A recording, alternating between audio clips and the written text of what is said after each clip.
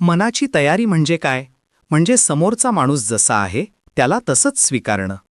त्याने आपल्या मनाप्रमाणे वागायलाच पाहिजे हा हट्ट सोडून दिला की त्याच्या वागण्याचा आपल्याला त्रास होत नाही. आपण फक्त आपलं वागणं कसं असावं यावर लक्ष केंद्रित करायचं. पण हे बोलणं सोपं आहे नाही का? कितीही नाही म्हटलं तरी मनाच्या कुठल्या तरी कोपऱ्यात अपेक्षा राहतेच. आणि अपेक्षाभंग झाला की त्याचं दुःख आभाळा एवढं वाटतं. आपलं मन एका आरशासारखं आहे जे आपलं खरं व्यक्तिमत्व दाखवतं.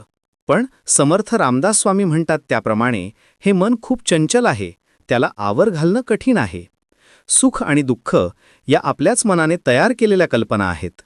जे मनाप्रमाणे घडतं ते सुख आणि जे मनाविरुद्ध घडतं ते दुःख. पण आयुष्याच्या नाण्याला दोन बाजू असतात, जय आणि पराजय. दोन्ही स्वीकारण्याची तयारी ठेवावी लागते. जगात काहीच कायम टिकत नाही. ऋतू बदलतात तशी माणसंही बदलतात. सुखाची व्याख्या प्रत्येकासाठी वेगळी असते. आपल्याला नेहमी वाटतं की समोरचा माणूस जास्त सुखी आहे, पण आपण हे विसरतो की त्याच्यासाठी समोरचे आपण असतो. खरं तर सुख आणि दुःख या दोन्ही मानवनिर्मित कल्पना आहेत.